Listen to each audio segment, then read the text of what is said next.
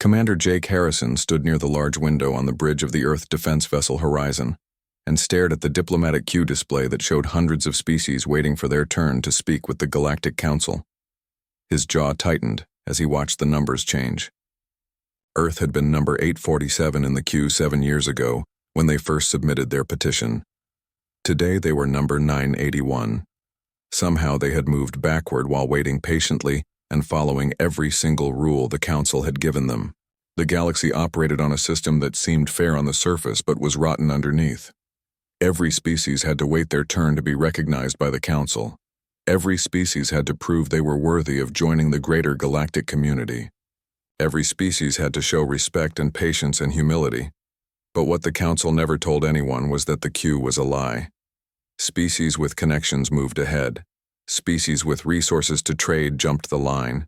Species with powerful friends got their meetings scheduled within months while others waited for decades. Captain Linda Morrison had spent 7 years of her life on Station Kepler 9. The station was enormous and filled with representatives from thousands of worlds. She had a small office in the diplomatic sector where she filed paperwork every single day. She attended minor hearings where junior council staff barely looked at her. She smiled and nodded and thanked everyone for their time while inside she felt like screaming. She watched species that had achieved spaceflight after humanity get their council audiences and walk away with trade agreements and protection packs and all the benefits of membership. Jake remembered the day Linda had sent her first message back to Earth after arriving at the station. She had been hopeful and excited. She truly believed that humanity would be recognized within a year or two at most. Humans had developed their own quantum drives without any outside help. They had explored dozens of star systems. They had built colonies on 3 different worlds. Surely that counted for something.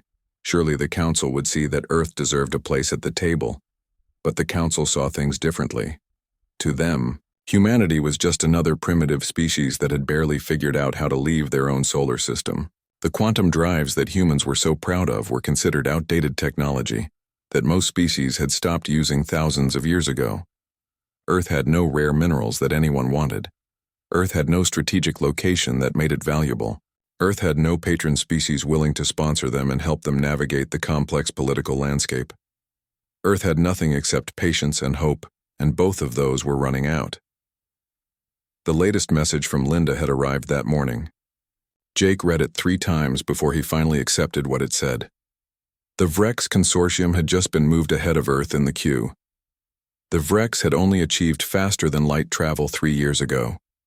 They were newer to space than humanity by several decades, but they had something the Torgish Empire wanted. They had mining rights to an asteroid field that contained rare elements.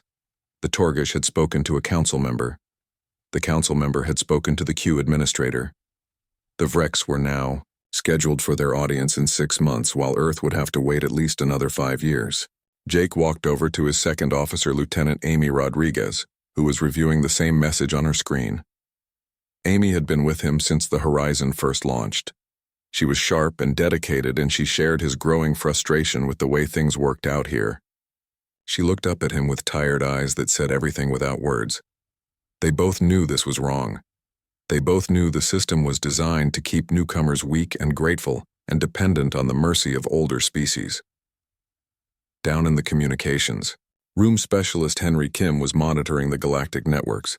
Henry was young and brilliant, and he had spent the last 2 years doing something that no one had officially asked him to do. He was mapping the unofficial channels that species used to communicate with each other. While Earth waited patiently, in the official queue, Henry had discovered that most real business happened outside of council oversight. Species made deals in private. They formed alliances that were never registered. They traded resources through networks that avoided council taxes and regulations. Henry had brought his findings to Jake 3 months ago. He showed him charts and data that proved the galaxy had 2 separate systems running at the same time. There was the official system where newcomers like Earth were forced to wait and learn their place. Then there was the real system where power was actually exercised, and where species that understood how things really worked got what they needed. Earth had been playing the wrong game all along. Jake sent an encrypted message to Director Paul Chen back on Earth. Paul ran the Global Defense Initiative from deep underground in Geneva.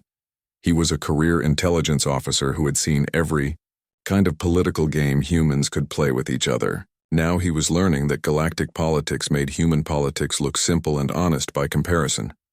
Paul had been arguing for months that Earth needed to change its approach. He believed that every day humanity spent in that queue was a day they broadcast weakness to everyone watching. Paul replied within hours. His message was brief and direct. He wanted to know if Jake was ready to do something that would violate every protocol and potentially make humanity enemies across the galaxy. He wanted to know if Jake was willing to risk everything on a plan that might fail completely.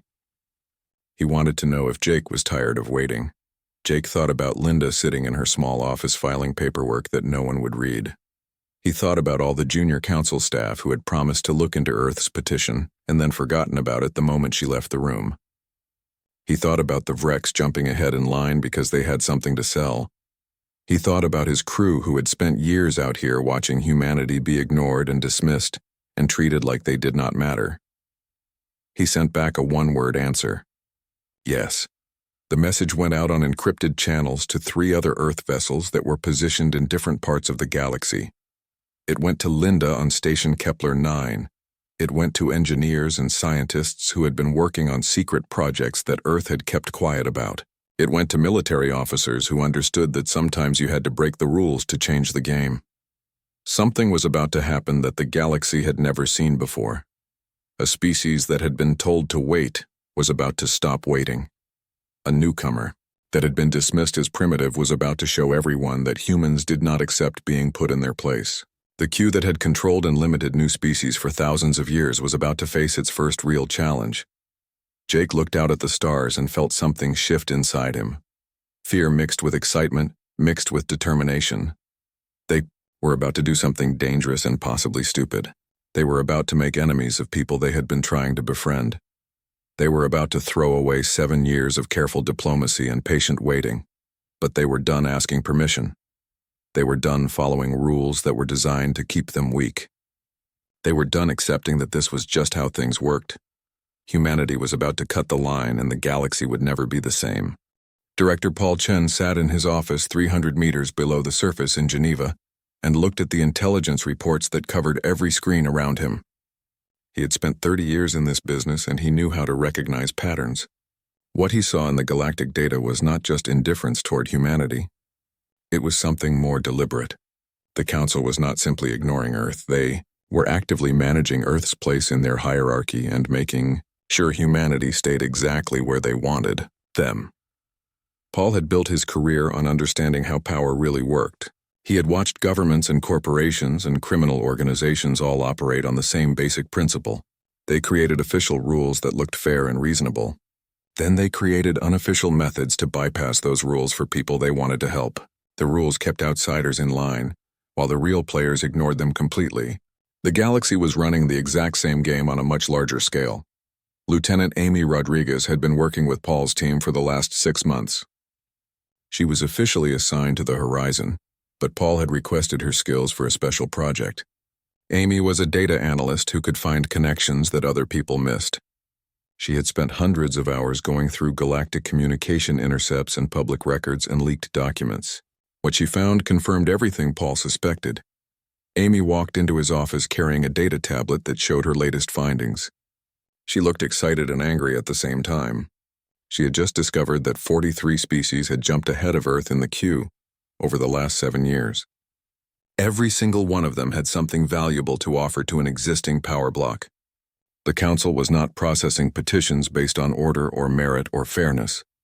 They were processing them based on what each species could contribute to the existing power structure. The Vrex Consortium was just the latest example. They had mineral rights that the Torgish Empire wanted. A Torgish representative had contacted a council member. Within a week, the Vrex were moved ahead of 200 other species, including Earth. No formal announcement. No explanation. Just a quiet adjustment to the queue that everyone was supposed to accept without question. Paul looked at the data and felt something cold settle in his chest. This was not going to stop. Earth could wait another 5 years or 10 years or 20 years and nothing would change.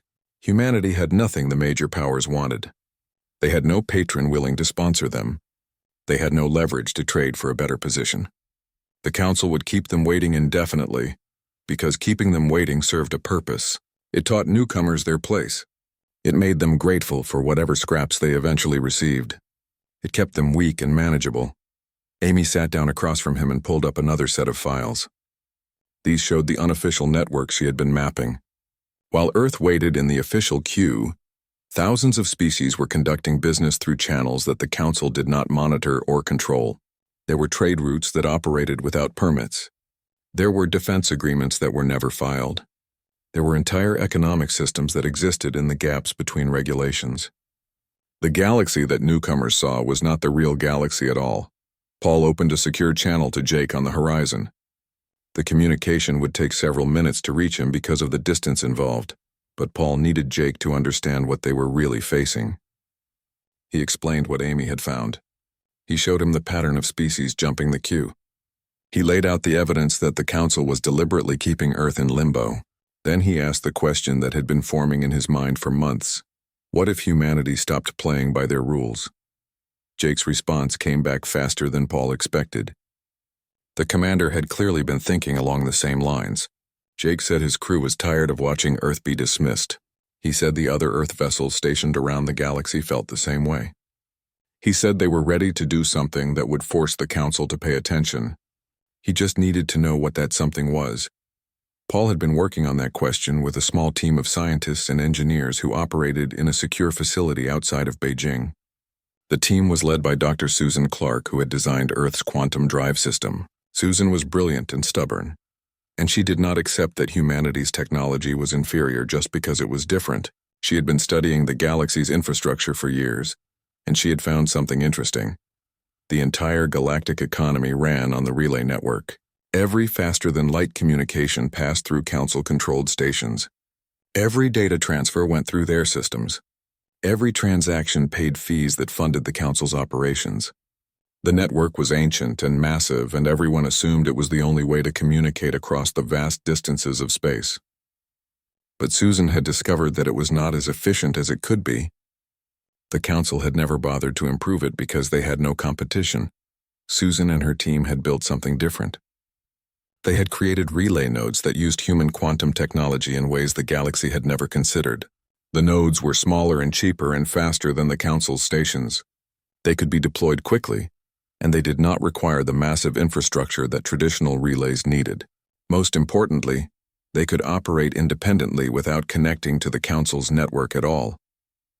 Paul had kept this project secret because he knew how the Council would react if they learned about it. Building independent infrastructure was not technically illegal, but it challenged the Council's monopoly on galactic communications. It suggested that humanity did not need the Council's permission to participate in galactic affairs. It was the kind of thing that would make powerful people very angry. But Paul was done worrying about making people angry. He sent the technical specifications to Jake and to the commanders of the other Earth vessels. He contacted Linda on Station Kepler 9 and told her what they were planning. He knew she had spent 7 years building relationships and trying to work within the system. He knew this would destroy all of that careful diplomacy. He gave her the option to step aside and distance herself from what was about to happen. Linda's response surprised him. She did not hesitate or ask for time to think about it. She simply said that she was tired of smiling at people who treated her like she did not matter. She said she was tired of filing paperwork that no one read. She said she was tired of waiting for permission from people who would never grant it. She told Paul to proceed with the plan and she would handle whatever consequences came her way. Paul felt something shift in that moment. This was really going to happen. Earth was about to do something that would change everything. They were going to build their own relay network and offer it to any species that wanted to use it. They were going to bypass the Council's infrastructure completely. They were going to prove that the rules everyone followed were not actually necessary. He sent orders to Susan's team to begin deployment.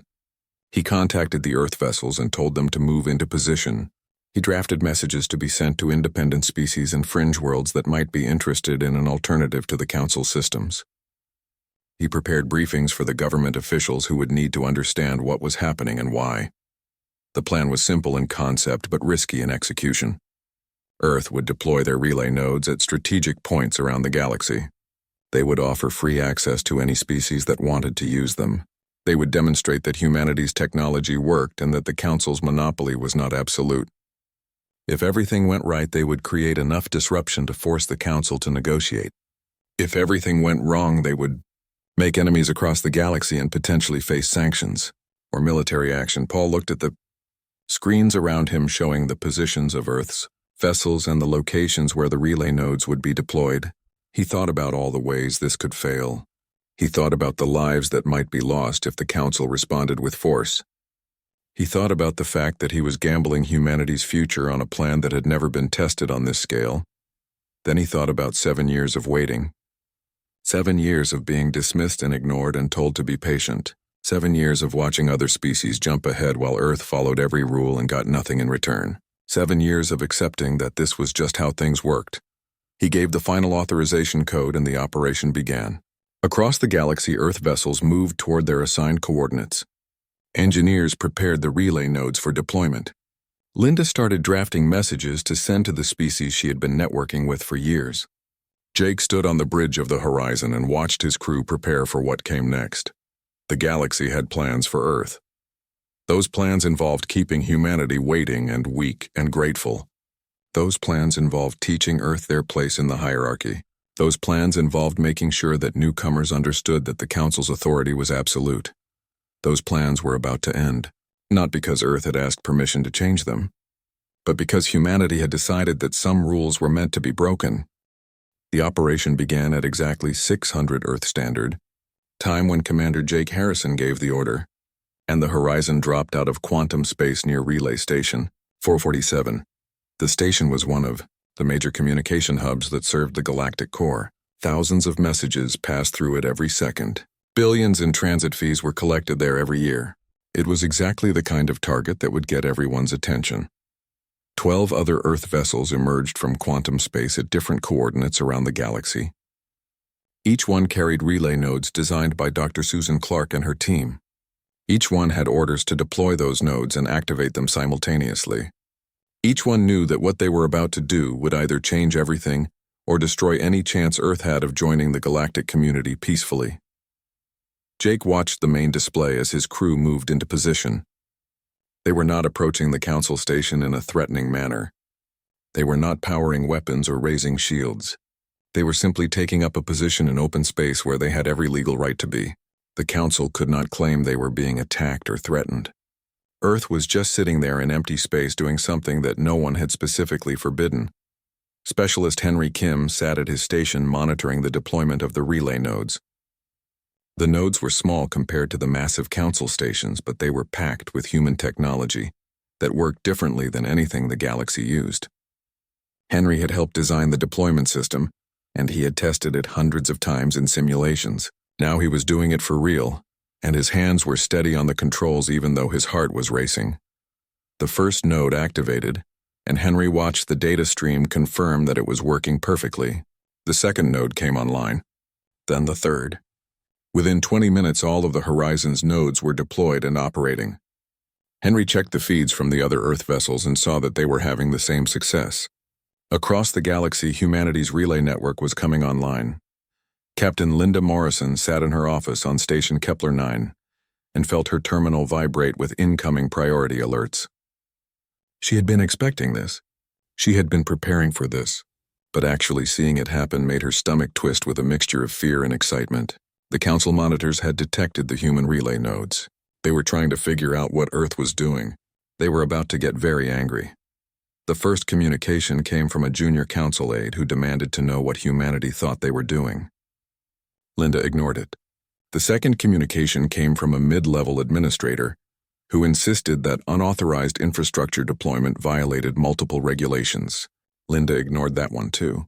She was done responding to people who had ignored her for 7 years. She was waiting for someone important to contact her directly. On the horizon, Henry watched something remarkable happen. Within the first hour, 3 independent trade coalitions had discovered the human relay nodes and started routing their communications through them. The human network was free to use. It did not charge transit fees. It did not monitor content. It was faster than the council system because it used newer technology. Species that had been paying the council for decades suddenly had an alternative. By the 4th hour, 17 different groups were using the human relays. By the 8th hour, that number had jumped to 43. The Council's transit fee revenue was dropping by the minute. The carefully controlled information network that had given the Council insight into everyone's business was being bypassed. The monopoly that had existed for thousands of years was being challenged by a species that had been told to wait their turn. Jake received a priority communication from Paul in Geneva. The director sounded calm, but Jake could hear the tension underneath. He reported that the deployment had gone better than expected. He said the other Earth vessels were holding position without any problems. He said that independent species were adopting the human network faster than projected. Then he said what they both knew was coming next. The Council was going to respond, and that response would not be diplomatic. Linda finally got the communication she had been waiting for. The Torgash ambassador himself contacted her directly. He did not bother with pleasantries or protocol. He told her that Earth had committed an egregious violation of galactic infrastructure regulations. He said that humanity's petition to the Council would be rejected. He said that sanctions would be imposed immediately. He said this with the absolute confidence of someone who had never been challenged before. Linda looked at the ambassador's image on her screen and felt 7 years of frustration transform into something harder. She had practiced this moment in her mind 100 times. She had rehearsed different ways to respond. In the end, she decided to keep it simple. She told him that Earth had built their own infrastructure, and there was no law against that. She told him that offering a free alternative to a paid service was called competition. She told him that humanity was not asking for permission anymore. The ambassador's facial plates rippled in a way that Linda had learned meant anger. He told her that Earth would face consequences. He told her that they had made a terrible mistake. He told her that the Council's authority was absolute, and that challenging it would only end badly for humanity. Linda smiled at him in a way that was not friendly at all. She said that Earth had already cut the line and they were not getting back in it. Then she ended the communication before he could respond. Across the galaxy, the news spread faster than anyone expected. Species that had been waiting in the queue for decades heard that humanity had simply bypassed the system. Species that had been paying Council transit fees for generations learned there was a free alternative. Species that had accepted the Council's authority, without question, started asking why they had to follow rules that apparently were not mandatory after all. Jake watched the tactical display and saw Council vessels beginning to move. They were not moving toward the horizon yet, but they were repositioning in ways that suggested they were preparing for something. He ordered his crew to battle readiness, but told them not to power weapons or do anything that could be interpreted as aggressive. Earth was not here to fight. They were here to prove a point. But if someone forced a fight, they would be ready. Henry monitored the relay network and saw that usage was still climbing. Every minute that the human system stayed operational was another minute that proved it worked. Every species that switched to the human relays was another group that had a stake in keeping them active. The Council could try to shut the network down, but doing so would now affect dozens of species that had done nothing wrong except choose a better option. Paul sent updated orders to all Earth vessels. They were to hold position and defend the relay nodes if attacked, but they were not to initiate any hostile action. The goal was to force negotiation, not to start a war. Earth wanted the Council to recognize that their monopoly was broken and that the old rules no longer applied. But Paul knew that powerful organizations rarely accepted change peacefully. The Council would try to restore their control, and when they did, Earth needed to be ready with a response that was decisive without being destructive. Linda started receiving communications from species she had networked with over the years. Some were angry that Earth had not warned them. Some were excited that someone had finally challenged the system. Some were worried about what the Council would do in response. She replied to each one with the same message. Earth was offering an alternative, and any species was free to use it or ignore it. This was not an attack on anyone. It was simply humanity refusing to wait anymore. The Vrex Consortium sent a formal protest to Earth. They claimed that humanity's actions were destabilizing galactic commerce. They demanded that the relay nodes be shut down immediately. Linda found this particularly amusing since the Vrex had jumped ahead of Earth in the queue just weeks earlier. She sent back a brief response noting that the Vrex were welcome to continue using the Council's network if they preferred. Earth was not forcing anyone to do anything. They were just providing options. On the horizon, Jake received a tactical alert. A Vrex fleet was moving toward Relay Station 447. They were not making any effort to hide their intentions. They were clearly planning to destroy the human relay nodes and restore the Council's monopoly by force. Jake felt his jaw tighten as he watched them approach. The Vrex had better ships and more of them. In a straight fight, the Horizon would be outgunned and probably destroyed. Good thing Jake had no intention of fighting straight. He ordered Henry to prepare the demonstration package. They had spent months developing countermeasures specifically designed to disrupt the sensor and targeting systems that most galactic species used. The technology was considered primitive by galactic standards, but it turned out that primitive technology could be very effective against advanced systems that had become too standardized and predictable. The Vrex fleet closed to weapons range and Jake gave the order. The demonstration package activated and suddenly the Vrex found themselves flying blind. Their sensors showed ghost images that were not really there. Their communications filled with static and false signals.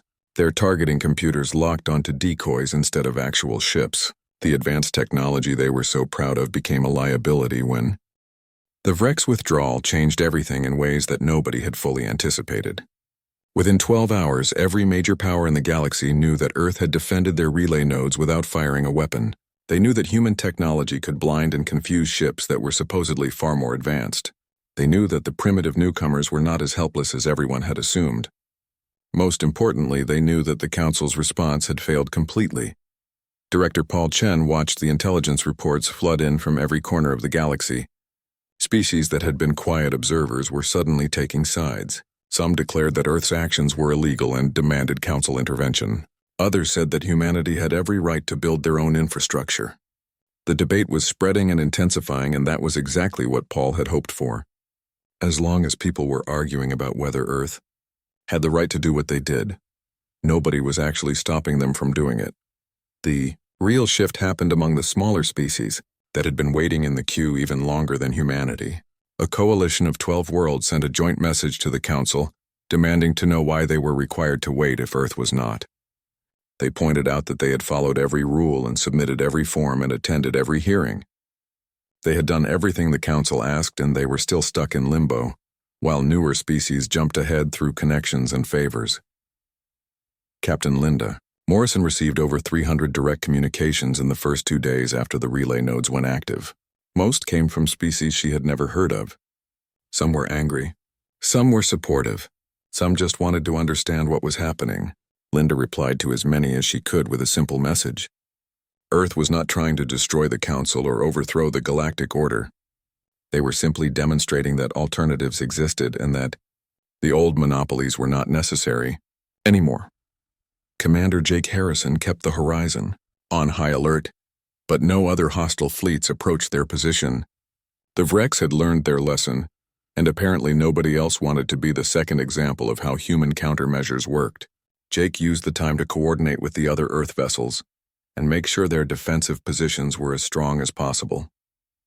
He knew the Council would eventually respond with something more serious than a proxy fleet, but for now they seemed to be paralyzed by indecision. Specialist Henry Kim expanded the relay network by deploying additional nodes that had been held in reserve. Every new node that came online increased the network's capacity and made it more useful to the species already using it. Henry monitored the traffic patterns and saw something encouraging. The species using the human relays were not just routing occasional messages through them. They were shifting major portions of their communications infrastructure to the new system. That meant they trusted it. That meant they saw it as a permanent alternative rather than a temporary experiment. The Council finally convened an emergency session to address what they were calling the Earth situation. Representatives from 200 major species gathered to debate how to respond. The Torgash wanted immediate military action to destroy the human relay nodes and punish Earth for their violation of protocol. The Kellish argued that humanity had not technically broken any laws, and that military action would set a dangerous precedent. The Vreen suggested economic sanctions, while the Morphid thought the Council should simply ignore Earth and let them fail on their own. Linda received an unofficial message from a Council member she had met several times over the years. The message was carefully worded to avoid anything that could be used against either of them. It explained that the Council was split on how to handle humanity. Some members genuinely believed that Earth needed to be punished as an example to others. Some were worried that taking action against Earth would cause more species to rebel. Some were simply trying to figure out how to restore their authority without looking weak or vindictive. Paul sent a new set of instructions to Captain Carl Hughes, who commanded the Earth vessel Pioneer. Carl was a diplomat as much as a military officer, and Paul wanted him to make contact with the fringe worlds. These were independent systems that had always existed on the edges of council authority. They paid nominal fees and followed minimal regulations, but they were never fully integrated into the galactic power structure. Paul believed these worlds would be natural allies for what Earth was trying to build. Carl took the Pioneer to the fringe and began meeting with local leaders. His message was straightforward. Earth was not interested in joining the Council's hierarchy anymore. They were building an alternative system based on voluntary cooperation, rather than enforced compliance. Any world that wanted to participate would be welcome. Any world that preferred the Council's system could stay with it. The choice was theirs to make. The response from the fringe worlds was better than Paul had hoped. Within a week, 15 independent systems had signed agreements to work with Earth. They pledged to use the human relay network. They agreed to share information about Council activities in their regions. They committed to mutual defense if any of them were attacked for cooperating with humanity. The alternative that Earth was offering suddenly had real backing from systems that controlled significant territory and resources. Back on Station Kepler 9, Linda found herself in a strange position. She was still technically Earth's representative to the Council, but the Council was no longer speaking to her through official channels. Instead, she was having quiet conversations with individual Council members who wanted to understand what humanity really wanted. Some seemed to think Earth was trying to build an empire. Others worried that humans were naive idealists who did not understand the dangers of galactic politics. Linda tried to explain that Earth simply wanted to be treated as equals rather than supplicants, but she was not sure how. Many of them actually understood that Torgash made their move on the 8th day after the relay nodes were deployed. They did not attack Earth directly, because that would have been too obvious. Instead, they imposed economic sanctions on 3 fringe worlds that had signed agreements with humanity. The sanctions were supposedly about unrelated trade violations, but everyone knew the real reason. The Torgish were trying to intimidate Earth's allies and demonstrate that cooperation with humanity came with consequences. Malm responded by routing aid shipments to the sanctioned worlds through the human relay network. The aid included food and medical supplies and manufacturing equipment. It was not enough to completely offset the sanctions, but it sent a clear message. Earth would support their allies and would not abandon them when pressure was applied. The fringe worlds noticed this, and more systems reached out to discuss cooperation agreements. Jake received new orders from Paul that changed the mission parameters significantly. Earth was no longer just defending their relay nodes. They were actively patrolling the space around fringe worlds that had allied with humanity. The Horizon and other Earth vessels began flying routes that protected not just human infrastructure, but the infrastructure of dozens of other species. It was a massive expansion of Earth's commitments, and it stretched their resources thin, but it proved that humanity was serious about building something new. Lieutenant Amy Rodriguez completed her analysis of the Council's response patterns and presented her findings to Paul. She had identified 3 distinct factions within the Council. The first wanted to crush Earth immediately and restore the old order through force. The second wanted to negotiate and find a way to bring humanity back into the queue with some face-saving concessions. The third was secretly pleased that someone had finally challenged the system and was quietly supporting Earth's actions while publicly remaining neutral. Paul realized that the key to success was keeping these factions divided. As long as the Council could not agree on a unified response, Earth had room to maneuver. He began sending carefully crafted messages to different Council members designed to reinforce their existing positions. He told the hardliners that military action would be expensive and risky. He told the negotiators that Earth was willing to talk, but not from a position of weakness. He told the secret supporters that humanity remembered who their friends were. The galaxy was not prepared for a species that refused to play by rules everyone else accepted. The Q system that had controlled newcomers for thousands of years suddenly looked fragile and arbitrary. Species that had waited decades were demanding explanations for why they had to wait while Earth did not.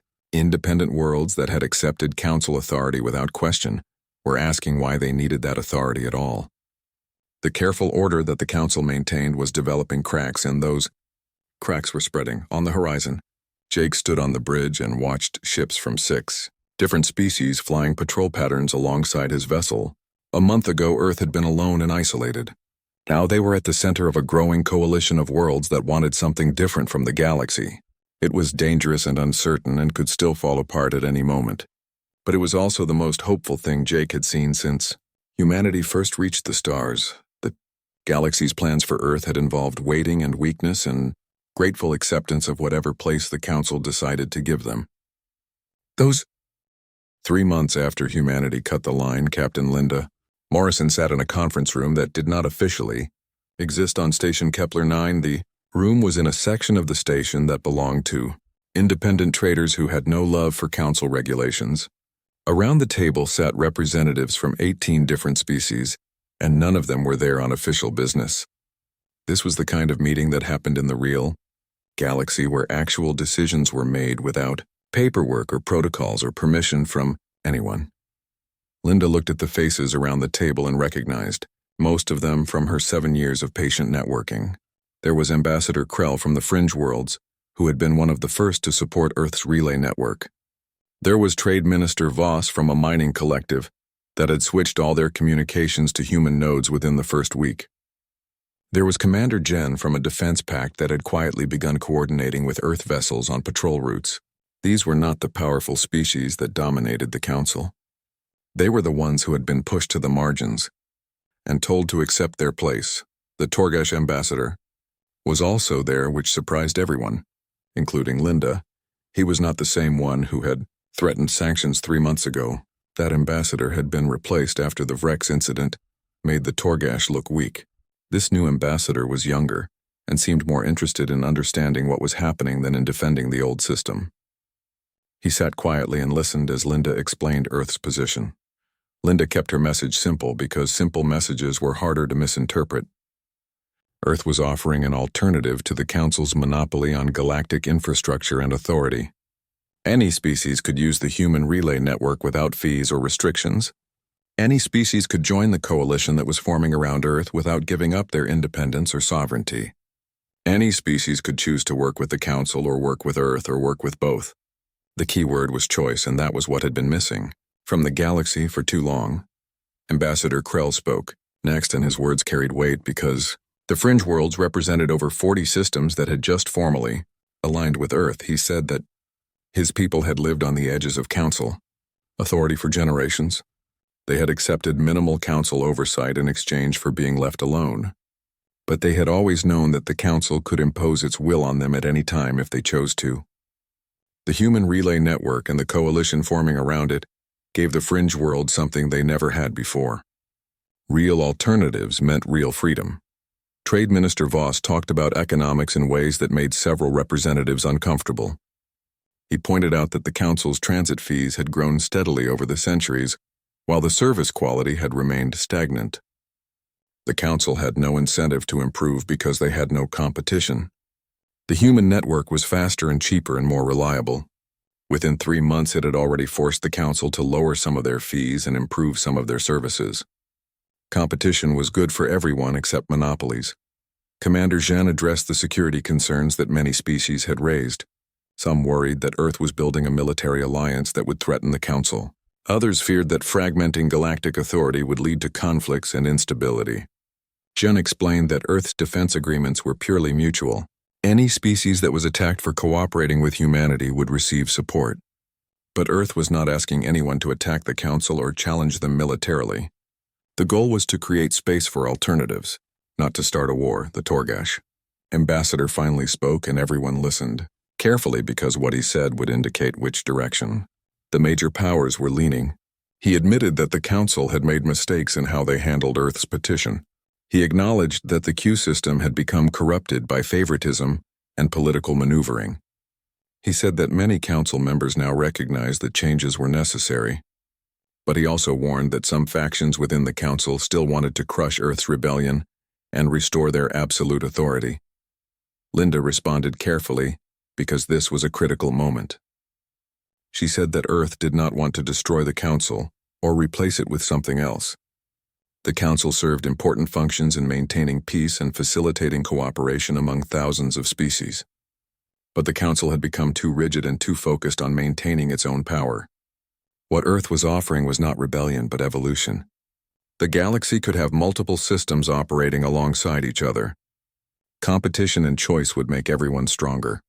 Director Paul Chen watched the meeting through an encrypted feed from his office in Geneva. He had spent 3 months managing the most complex political situation humanity had ever faced. Earth vessels were now deployed across dozens of star systems. The relay network had expanded to over 200 nodes. The coalition of species working with Earth had grown to include nearly 100 worlds. Every day brought new challenges and new opportunities, and Paul was running on very little sleep. Lieutenant Amy Rodriguez sat beside him reviewing intelligence, reports that showed the Council was still deeply divided.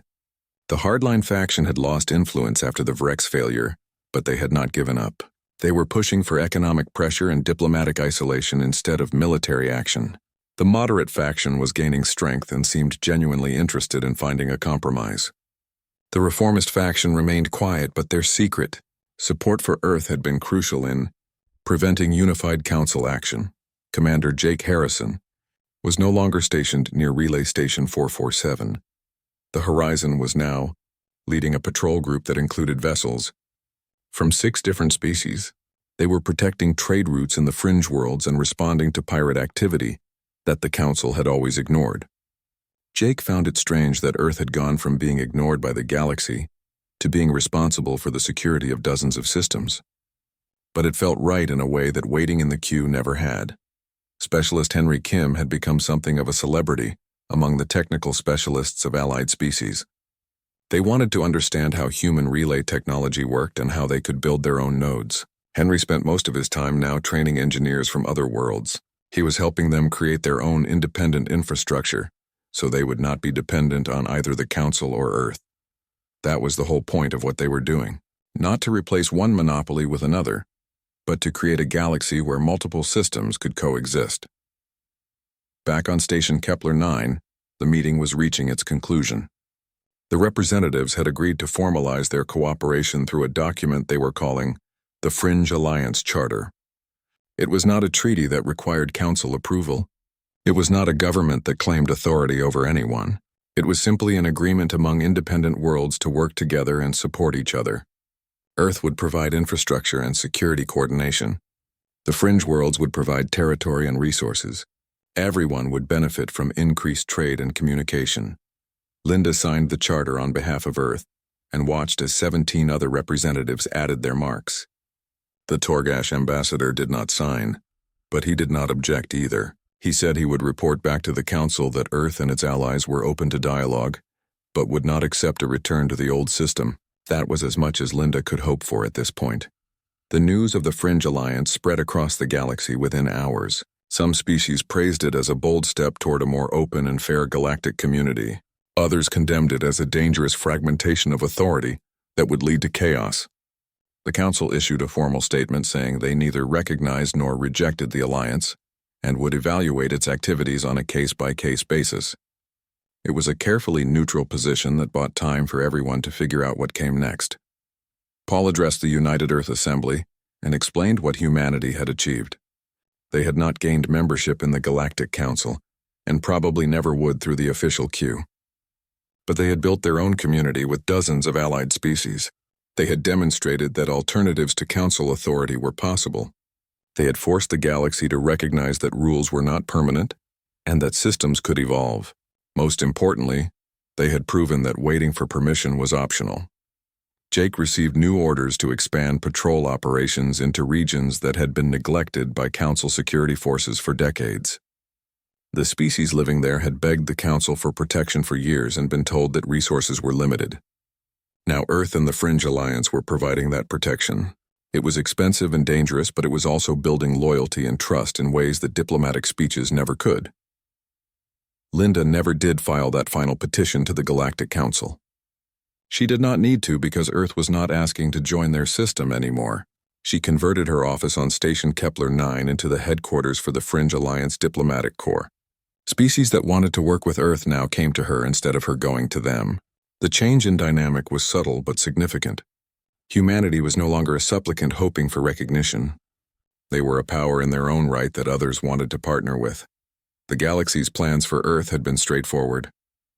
Keep them waiting in the queue until they learned to be Grail.